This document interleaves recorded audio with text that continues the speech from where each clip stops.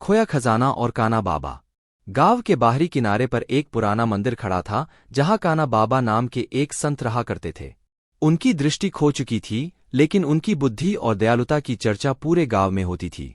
एक दिन एक चालाक लोमड़ी मंदिर के पास एक छेद खोदते हुए पकड़ी गई। लोग उसे फौरन सजा देने वाले थे, लेकिन काना बाबा ने दखल दिया। उन्होंने लोमड़ी को छोड़ दिया और उससे पूछा कि वह क्या ढूंढ रही है।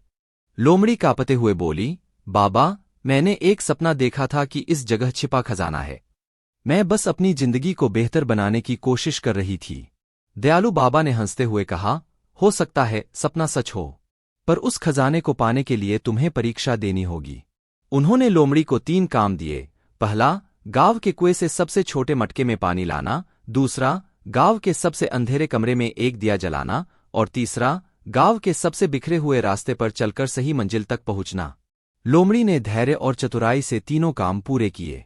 उसने अपने छोटे दांतों से मटका उठाया, अपनी गंध की सूझ से अंधेरे में दिया जलाया और सूर्य की किरणों के इशारों को समझकर बिखरे रास्ते को पार किया। काना बाबा ने मुस्कुराते हुए कहा, लोमड़ी, तुमने साबित कर दिया कि खजाना पाने के लिए ताकत नहीं, बल्कि बुद्धि और धैर्य चाहिए। यह खजाना तुम्हारा है, लेकिन याद रखना, लालच मत करना, दूसरों की मदद करना। खुशी से झूमती लोमड़ी मंदिर से चली गई, एक छोटा सा पत्थर अपने साथ लेते हुए।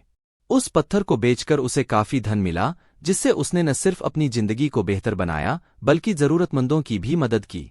यह कहानी हमें सिखाती है कि खजाना बाहरी वस्तु नहीं होता, बल्कि बुद्धि, धैर्य और दयालुता का ही रूप होता है। लालच से धोखा खाने के बजाय हमें अपनी क्षमताओं को पहचानकर और दूसरों की मदद करके सच्चा खजाना तलाश करना चाहिए। कहानी में एक रहस्य छिपा है। क्या मंदिर में सचमुच कोई खजाना था या नहीं?